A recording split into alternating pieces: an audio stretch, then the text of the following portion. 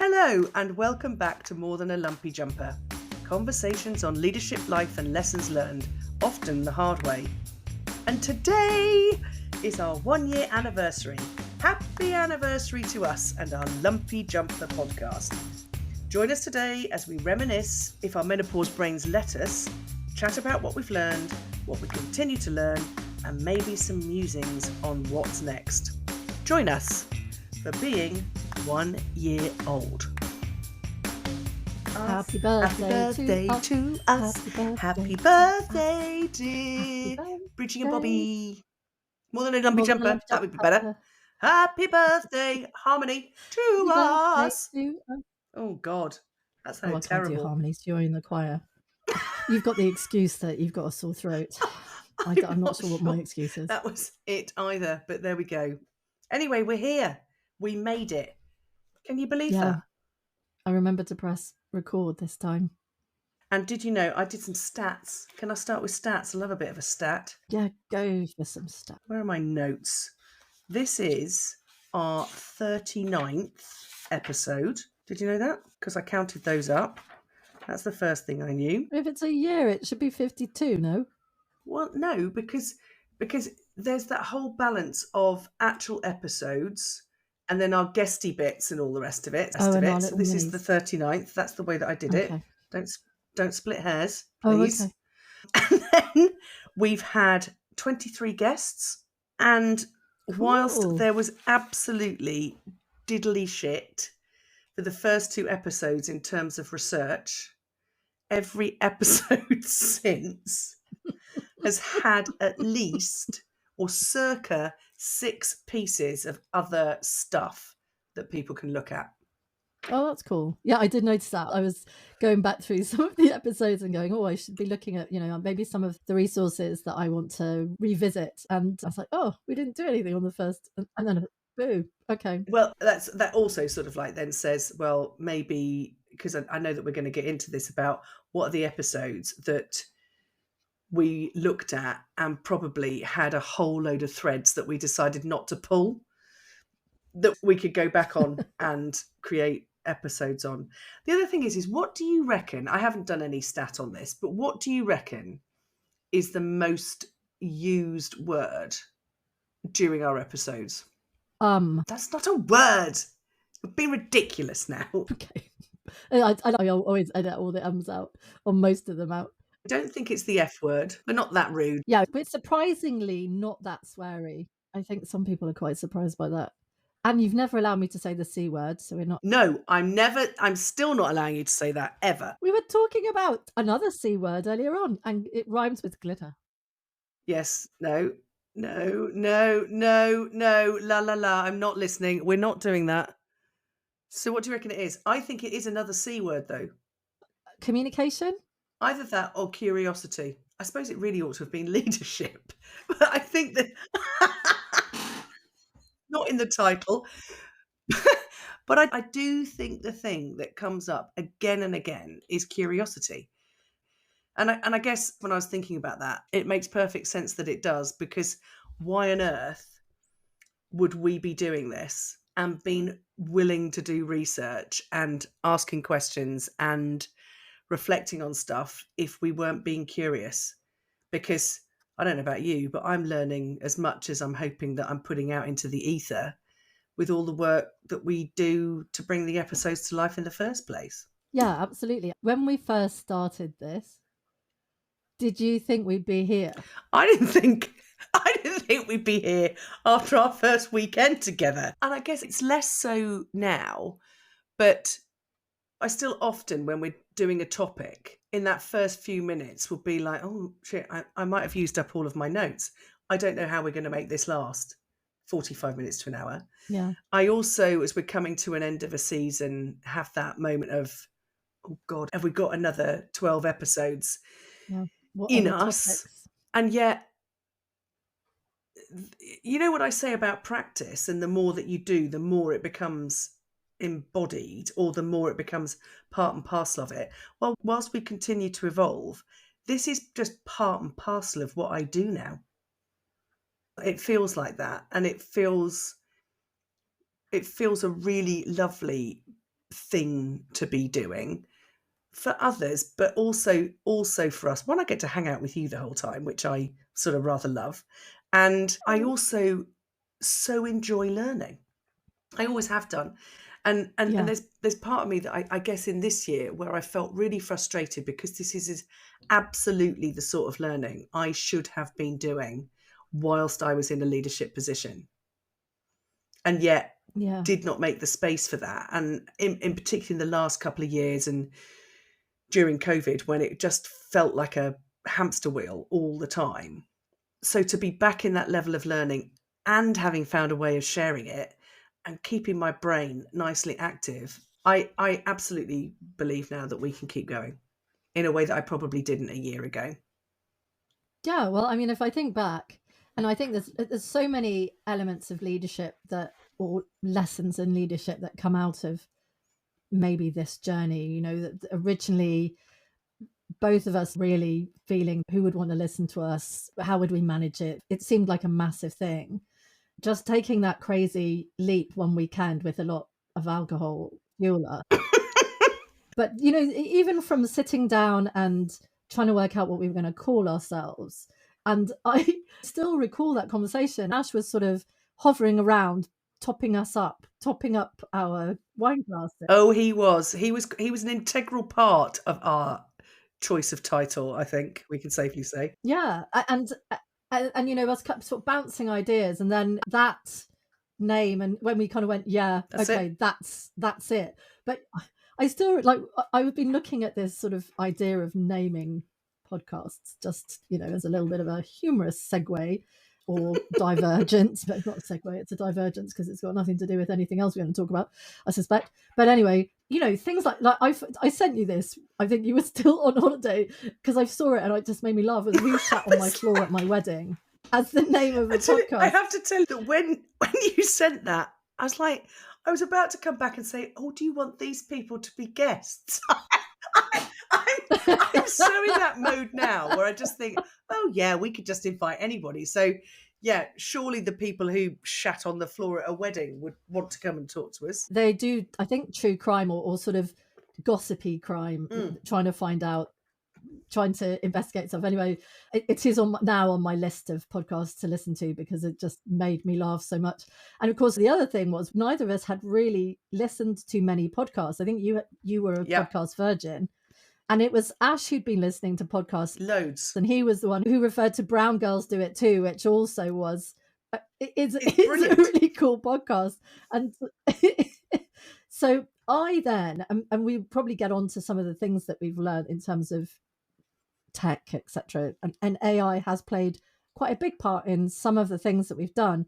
So I decided to ask ChatGPT what we should have called the podcast. And I have to say that the responses prove to me that we are not yet at the stage where we're going to be taken over. Thank God. We can still sleep safe in our beds, maybe for not much longer, but certainly just for a little while longer. Because the thing I asked it was, what should we call a podcast about life and leadership hosted by two middle-aged female veterans? And it came up with some names which I thought was shit. And so I said, can you make them more humorous? So this is AI's idea of humorous. Battle buddies and boss moves. Sarge says relax. I don't really understand that one. Oh, I'm not sure about that. That would have been a whole different podcast. Mess hall musings, brass and sass, the troop scoop, permission to laugh granted. Weird. Leadership with a side of camouflage, marching orders and mom jeans. Oh my God. That tells you that it's American. Deploying wisdom one episode at a time, and salutes and shenanigans. Oh, again, yeah. A whole different podcast, I think. So there you go. That was sort of trying to find the right name. And so we got the right name. I love our name. I'm really, really proud of that. It's resonated with lots of people. The moment you say it to anyone, and obviously veterans get it immediately, but actually I've seen a lot of other people kind of go, oh yeah, okay, I get it. Yeah. It's the look of horror on people's faces when they're a bit like, oh, you know, you tell them the name and then you explain it. And the look of, you are kidding me. I was like, no, I am not. Oh, yeah. And people sort of like saying, well, are you all right with it? And I was like, well, we knew it was happening 300 years. I was going to say 300 years ago, 30 odd years ago. Feels like that now. And, how would I explain it? Things are there to serve us in certain respects. And if all that time ago, when it meant something, and now we've managed to turn it into something of a power move to create a podcast about leadership whilst we're female and veteran, well, thanks very much for the memory, because I am very happy to be using it as a title now. I still maintain then that whilst, and we will come on to this, that whilst I now am a user of AI, I still much prefer my creativity to be done by brainstorming with alcohol. I still think it's better. Maybe not the drawings, maybe not the pictures. I still haven't quite got over trying to draw a pigeon crapping on a chessboard for whatever bizarre thing that you'd said to me and whatever that episode was. That was about arguing with idiots. Yes, it was, but that did not work. I would have been able to better do that freehand than trying to use AI for that, I think. But I've been really, really impressed by how you have grown in terms of your capacity, bearing in mind, and not meaning to be offensive, but you were sort of self-described Luddite. And with the tech, I mean, that was always embarrassing for both of us in terms of our ability as ex-Royal Signals officers. Me not pressing record on our first, we spoke for an hour thinking we recorded a lovely first episode, and then I realised I hadn't pressed the bloody record button. And then, being so hungover that with our first guest that we were delayed because we had to have some sandwiches because we were absolutely hanging out of our arses. And luckily he was a veteran as well, and so he was, well, vaguely sympathetic. And also very used to me as well. So he was just like, oh, okay, there's two of them. Yeah. I remember you turning up on screen with that huge baguette and just refusing to say anything until you'd eaten it. I needed, carbs and fat? I needed carbs and fat. But yes, I was a Luddite. Even my husband, I think, is quite impressed with how far I have come this year with it. So to be fair, I still have as yet to edit a recording. We haven't got quite that far yet, but I remember you saying to me, just stick it in ChatGPT. I was like, oh, don't be ridiculous. I'm not using ChatGPT. And now I can do that. I can create pictures. I am sort of like wild on reels on Instagram as well. What else have I done? I've done all sorts of things. But again, I think that there's actually having the time and capacity of going, I'm just going to give this a go. That's what's come back into life, of not wanting everything like, I've got to do it like this because I've always done it like this. That's definitely been eye-opening for me as well, I think. Yeah, I've loved the fact that, I think you're right, there's an element of space, isn't there? We're both self-employed currently. And so we do have that freedom to experiment, to fail. So there's also, there's been some stuff that we've done that's just, okay, we're not going to do that again. That was rubbish. So having that, that pressure taken off, and that this is, in a way, as you said, this curiosity that we've had, that we're going to try something, and we were like, okay, we'll have a guest and let's see how that goes, and inviting, when we start gently by inviting people that we know and who love us and are going to be reasonably kind. But then, then going a little bit braver to people that we don't know that well, or that one of us doesn't know at all, or, just to try things out and see how it goes. And I've really loved that. And so when I was taking my notes for this episode, the themes that as I was looking through all of our episodes, and I looked through all so did I. 32 weeks. 39 plus some other bits. The communication and the curiosity and play elements that came into a lot of our episodes, I really, really enjoyed those. And the other thing that I guess, same as you, I've really enjoyed the learning, this continuous learning. And again, it's permission, because well, I guess it's not really permission because we have to do it in a way, but it has been this permission to go, oh, I wonder what, I quite like to look at this topic, or I'm interested in this. And then also when we decided, actually we need to put resources in here. And I'm sure that some helpful listener had sort of given us that top tip to say, really, it would be helpful if you talk, there's so much in each episode. We'd really want to be able to have the ability to recap on some of the things you're talking about. So even that now, when we're, looking up to say, oh, what interesting, we've gone from infographics to TEDx talks to podcasts to just random pictures and your famous quotations.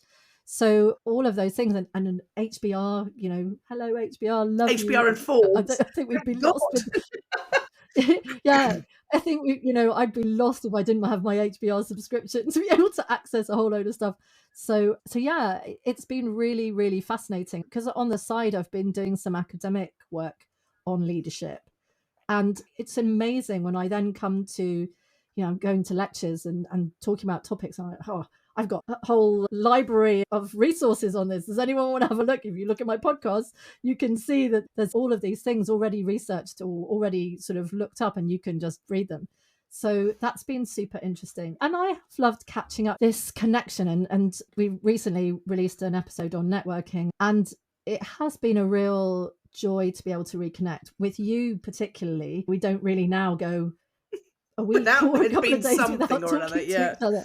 And then, but also then the joy of when we thought about who we would want on as guests, obviously our first thoughts have gone to people that we know and love. And actually, still one of my favorite episodes was with Alison Riley, just because she blew my mind in terms of, just her wonderfulness. And obviously all of our guests have been wonderful, but there was just something really special about Alison's, and it really sort of hit a spot with so many people. And also catching up with Sally and the culture vulvas and the dinner dildos. I'm going to make you cut that out. Yeah. Good luck. My first segue into editing. Also, I remember the other one that I think really struck you as well, though, was Nina. Loved Nina. I think that was awesome. That was another Nina. Very, very different. I mean, they've all been different. They've all been wonderful. I think my favourite piece of feedback that I've heard from people, and I think they've said it on the guest gift one as well, though, is that it's like we're having a chat that other people could just come and join in with. And I think that there's no nicer feedback, because I think if we'd have been able, not that we were ever this astute, to have cultivated a purpose for what we wanted to do when we first kicked this off, I think that's where it's led us to, that this is us just chatting and people can come and join in. Yeah. Yeah, I think, initially what we were hoping to do was bring some humanity to the discussion about leadership, that so many leadership podcasts, firstly, are hosted by men. And secondly, they're often, they're very aspiring, they're very aspirational, St. Brené Brown, Sir Simon Sinek, all of those people that write and publicize or publish. You don't need to put in more syllables than are required. That's the barrister in you. Okay. Yes. that life is long gone. But publish about leadership. It's very aspirational. And so a lot of the stuff I have listened to and gone, that's great, but I never managed to do that. So I think we just really wanted to let people know that, we can aspire to things, but let's bring it back down to, we all have bad days. We're all human. We all fuck up. We all fail. And actually that's okay. And an element of it is, as a leader, to show that you are human, because if you aren't human, and we were talking about that guy whose name I can never bloody remember, who's just made a robot, Mr. Muskie. If we're robots, then it becomes very, very difficult just to actually see that it's possible.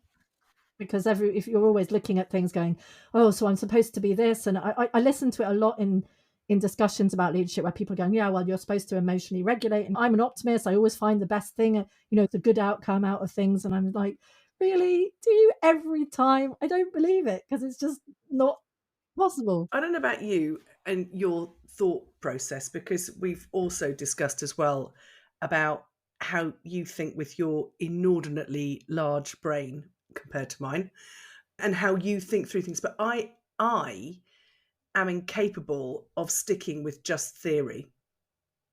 So I can't look at theory without going, yeah, but how does that work in practice? Yeah. So I think this is probably why I end up with lots of little bits of theories, because I don't learn like that. It's always about how am I going to use this? And I think that that's even happened for me with some of the research that we've done, because I am now an absolute convert to the Pomodoro technique. I use it all the time. And I'm thinking, Jesus Christ, I could have done with this 3 million years ago, because I'm getting through so much more. But whilst it's been in research, and then it's been in conversation with you or with our guests, I'm like, no, I can use that. And so Yeah. I think that's the thinking part to it. I can't even remember what the hell I was starting off when I was thinking about this, about the way that your brain worked, because you much prefer academia in a way that I run away from. But the other thing I was going to say as well is that the other thing I love so much about us is quite how unpolished we are, because I think that that makes it more real as well. I again have looked at other podcasts now and leadership and the TEDx talks where, people are so scripted, and that they've done it 25 times on a whole pile of different stages. And I don't decry them any of that, but it's never going to be me. It might be at some point with you because you like doing public speaking. That's never going to be me. It's very much this, well, I'm going to say rough and ready. I don't think it's quite that bad. I think I'd say visceral. I think it comes from you. Visceral. I don't think that rough and ready would be a very good name for our podcast either, because that would also take us down a very. Oh. It's real, and I like that. And that's almost me sort of like saying that the other people aren't real. I'm not suggesting that either, but we just Mm. couldn't be some of the other things that we see or hear. Well, there was just a gap, I think. I think that Hmm. there are places for those great aspirational things that talk about this is why it works, this is what needs to happen. But I do think that there's a space, particularly for women, to talk about the reality and, as we said, the failures, the times to acknowledge that, yeah, you can absolutely, we should be aspirational about being good leaders, and that there are things that, while leadership differs, good leadership, I think, has some fairly fundamental similarities Mm-hmm. across, however they're implemented in different personalities. I want people to acknowledge, I think it's not that I want people to acknowledge, I think it's important for everyone to acknowledge, especially if you're an aspiring leader, especially if you're a young leader, even when you're a very, very experienced leader, to not beat yourself up about not being the perfect leader described by Brené Brown or by Simon Sinek or any of the other, Yeah. John Maxwell, these people who we all refer to as our resources. But we shouldn't be beating ourselves up when we don't attain that every day, every hour, every week. We've all got other shit going on. We're all going to fail. And I think it's really, really important for, It's what you do with it. yeah, it's important for that element of leadership to be discussed. And I think it's really, yeah, I just thought there was a gap. I think that maybe Yeah. that's what we were trying to fill. And hopefully we are to an extent. And I'm sure there's space for other people to have those Mm. human elements of leadership conversations, as well as this is what perfect looks like. But obviously it's not something that, I just don't believe that any leader is perfect. That'd be nonsense. What would you say now of your leadership style, having done this for a year? Because it's like we're saying, we're both self-employed now. We're not necessarily leading teams in the way that we have done in the past. So how do we position ourselves as leaders with what we're doing here? What's changed for you, or what stayed the same, or what's new? I think yes, you're right. I do like the theory. I like the practical elements of it, but I do like to have a bit of an understanding of the theory. so that I can spend my time beating myself up for not having achieved the perfection. But I guess I've always been much more about, I kind of described myself as a catalytic networker for a while. Quite like that phrase. I like to bring people together. I like to problem solve. I saw a guest that we're going to have later on in the season, Daniele Fiandaca. He said, I'm a problem solver, I'm a hacker. So I quite like that. I suddenly was like, oh yeah, I quite like to hack things and to find the solution, or usually the sort of simple, the beautiful simplicity of solutions. Oh, obviously that's not always possible because humans aren't particularly well, obviously we're all beautiful, right? But we're not necessarily simple. So I guess when I was in a place of leadership in terms of practical leadership, leading people, I hope that I was. We did an episode on it. What was it called? Not collaborative leadership, but there was it's collaborative leadership, definitely. We did We did one superpowering on collaboration. No, there was another one. It begins with a D. Begins with a D. Well, it won't do because everything begins with a B. Being a dynamic team builder. That's it. Yeah, so sort of dynamic team building, still the servant leadership, I guess. I don't think I've changed from that servant leadership. I have become much more interested in this idea of collaboration, the breaking down of silos, bringing other leaders together to catalyze so that the product is more than the two things put together. There's a great phrase for that, which I've completely forgotten. Anyway, I think that's it. I've become more curious, or I've had more permission to be curious. I think definitely that's been really good. And I've had more time for self-reflection. There's just had more space to be able to think about things. And because I'm likely to be going back into a practical leadership position relatively soon, I've had, really interesting thinking about how I'm going to change some of the things that maybe I've done, change some of the things in myself in terms of how I regulate my emotions to be able to model things better. But yeah, also trying to then, as a leader, collaborate with other leaders to improve things or solve things. That's a lot. It's good. That's my enormous brain, Bobby. It is your enormous brain, god damn you. I agree with the reflection piece. I have enjoyed and been made very uncomfortable with having to think back in equal measure, I think. In every episode, there has been that element about where we've been at, how we've been treated, how we've treated others, what we've learnt along the way, some of which has been quite good in the past. And I think I was saying recently about how I used to plan for networking and then how that all went out the window. And now I'm just this chaotic connector, or however we're going to describe it. It's been swings and roundabouts, but the reflection piece, there's been some things where I've actually sat here and felt really quite upset while I've been doing the research, and then other times when I've been bounding around with joy. But that's the whole brilliance of actually doing this and giving myself the chance to revisit things and thinking, well, what did I learn? Where is the thinking that? Because I think the space I've got into, whilst I am working as a consultant, I'm not in a leadership position anymore.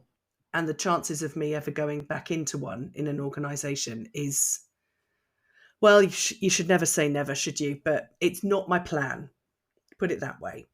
But I do think about being a consultant or being a thought leader, even if it's as little as, what do you think about this?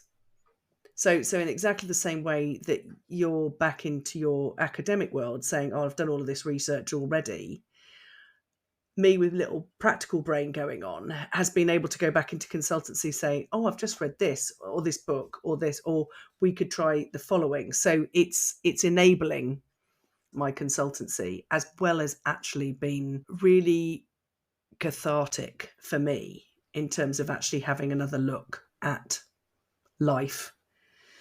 And I've just finished reading this book. I think I might have told you about it before, called Haggitude.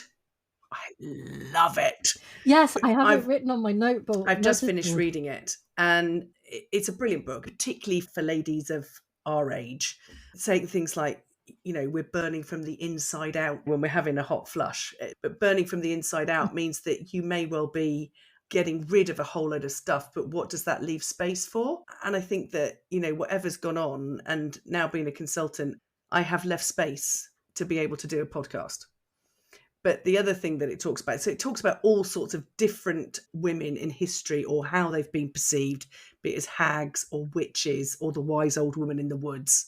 So it goes through all through myth and legend as well. I mean, it's brilliant. But now you've said that, I've literally just bought it on Audible. there you go. See, just like that. So one of them is around, I can't remember quite the way they describe this level of lady, a woman, but it's the disruptor. And I think we've talked about before about me being quite disruptive. Or I've been the question. I don't know that I've been disruptive, hopefully quite constructively. Nothing wrong with being a disruptor. You know that. You are a disruptor. No, absolutely not. Being the questioner, being the why do you do it like that, all of that sort of like element. And so I feel a little bit like with this podcast, we can be a little bit disruptive, going, well, what about this or what about that? And that's all building together. And again, would I have thought that all of that would have come out when we first started this off? I thought we were going to be a bit drunk, swearing a lot, not saying very much. And in actual fact, we've got a lot to say. That hasn't changed. That shouldn't have come as any surprise. But we do seem quite constructively disruptive with the stuff that we're doing. Yeah, I have to say, I enjoy the editing of this because I get to listen again, and I regularly am listening going, God, Bobby's a very wise woman. I wish I was. You are very self-reflective. It's one of the things that I'm still grappling with, still trying to get better at, to rein my massive brain. See, I'm glad you are embracing your big un. To all of the the chaos that goes on inside my head, to try and rein it in, to be more self-reflective. And so it is one of the things that, and we talked about it at the beginning when we first started recording, about how I'd noticed that since from when we knew each other when we were very young, you obviously have done so much work through your coaching and your somatic work in terms of this self-reflection. There's a real thoughtfulness about you that I find really inspiring, and that I still am not there yet, but it does make me kind of have hope. There's lots to hope for. And it's like we say, it's a never-ending project. Because you also know that I can very quickly slip back into that 20-something fiery, cantankerous pain in the arse. And then I can have a little bit of self-reflection in my life. Life is actually, it's still energetic and everything, but it doesn't seem so strenuous. And that is the gift of this podcast for me, is that whilst there is the work to do it, it's the thing I think that I love the most about my working week. I'm always looking forward to what we're doing next. And considering when you first asked me, I just got off the phone. I think I told you this and said to Ash, she is on one. I don't know what the fuck she thinks we're going to be up to, but she must be mad. And I was so nervous when we first started it, in a way that I just now really look forward to it. On that note, are there any particular themes or topics that you really loved? I know we're going to talk a little bit, maybe ones about things we'd like to revisit, or things that we still think we'd like to cover. But were there any themes or particular episodes that you really enjoyed? What ones would we go back and look at again? And then there are some that seem to feed through all the time. So as you said, play, the curiosity piece, authenticity seem to flow through all of them. But I'll never forget the authentic self one, where we were looking to see who might play us if we ever got to have a film made after us. And you being Cruella de Vil and me being Danny DeVito in a wig, which still amuses me every time I think about that. So there's that. And I think that was the episode that the stocking incident came up as well. Yes, which is a favourite of many. But what was so hilarious was that it was so apt that we were our authentic selves while we were doing an episode on authentic self. So I loved that. But the ones that are uppermost in my mind was the criticism one, That gave me a lot to reflect on. Mm. The loneliness one, Yeah. loneliness in leadership, procrastination, and our yes and episode, which basically turned in to an hour of improv, which was fabulous. So I think those are my faves. We've still got to do our improvisation session. We have. We have to book that in at some point, but it might be in the new year How now. about you? Yeah, I really loved our love series. You know, we did the February 4 episodes around the theme of love. I really, really enjoyed that, particularly because love is often not a word used when we talk about leadership, and I really strongly believe that it should be used much more often. I love the procrastination one, and actually following on from that, because of your spreadsheet admissions in the procrastination episode, I would love us to do an episode on Oh, organising, right. Yes, yes. organising. I think that for me, who is one of the least organised people on the planet, so I'd love to do that and hear a little bit more about your spreadsheet regime.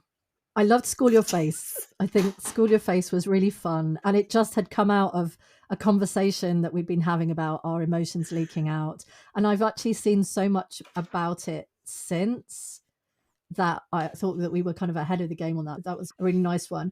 And yeah, I've got the same down. The criticism one and the procrastination one were ones that really particularly resonated with things that I am trying to deal with in myself.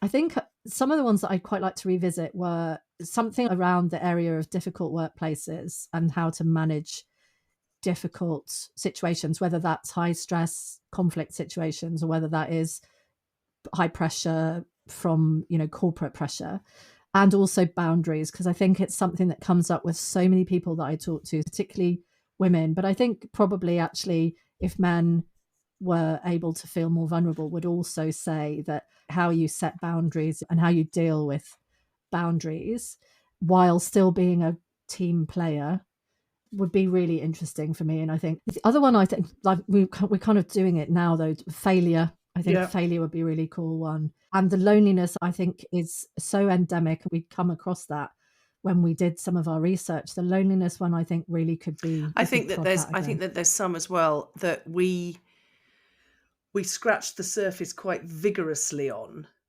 but that they would be good to re-entertain with a guest to bring in another voice.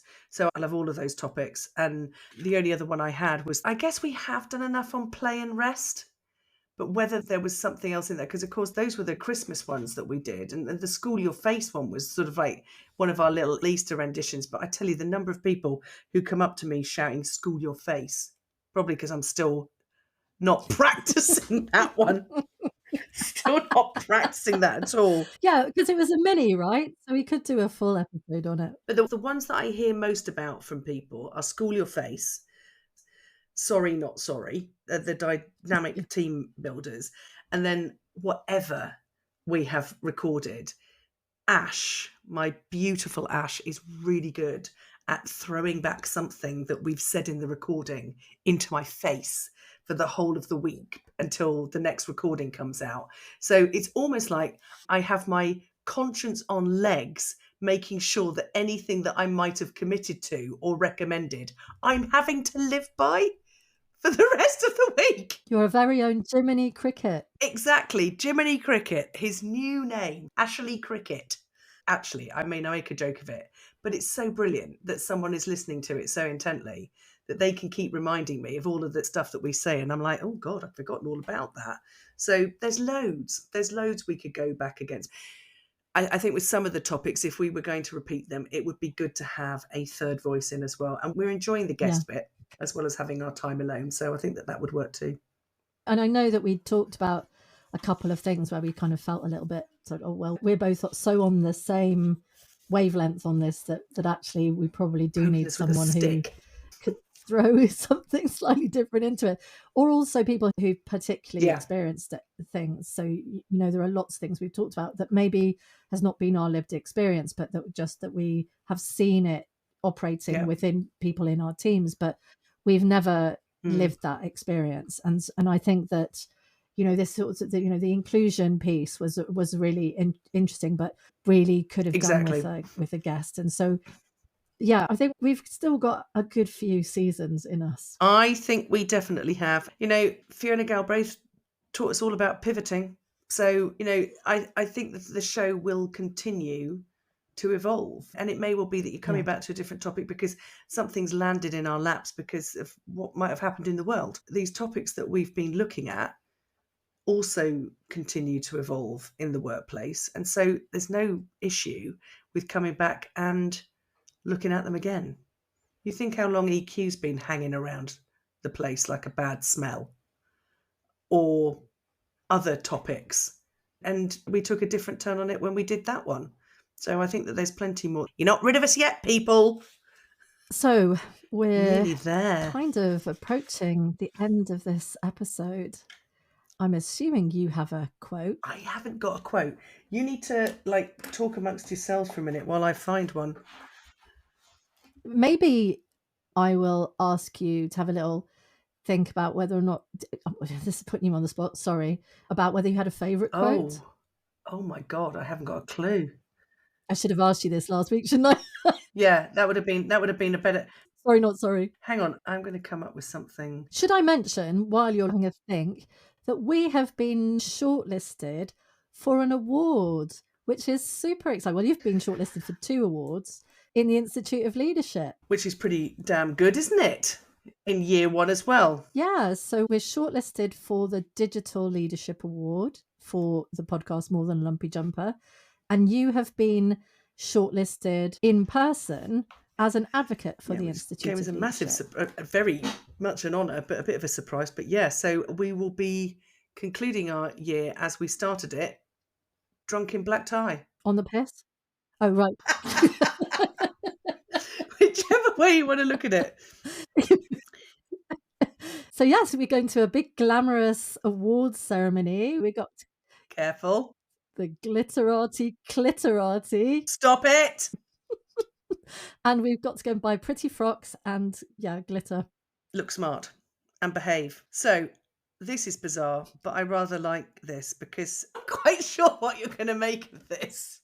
So This goes back to my whole point about how we are using what we know and our experience and our style and our realness to actually bring something of a different version of thought leadership into the world. So not that I think that we are arachnids, but here's the quote. When spiders unite, they can tie down a lion. It's quite apt for Halloween as well. So when lumpy jumpers unite, we can tie down the patriarchy. I knew you were going to say that. I was trying to come up with something different. When lumpy jumpers unite, they can light up leadership. Okay. I'm so nice compared to you. It's my enormous brain. It is your enormous brain. Absolutely. And on that note, happy anniversary, my darling. Here's to another year. Indeed. Bring it on. See you next week. Bye. Thanks for listening. All the resources mentioned are on our website and Spotify page, where you can read, listen, watch and dig a little deeper at your leisure. Next week, Bridge and I are joined by another amazing guest, Kaylee Lloyd. Kaylee is a brand designer for female founders on a mission to pack personality into brands through colourful and creative design. And that she does. I speak from first-hand experience. Join us as we talk to her about all things brand and how to bring ourselves to life and to create connections through brilliant brands. Join us then for an exciting episode on being your brand.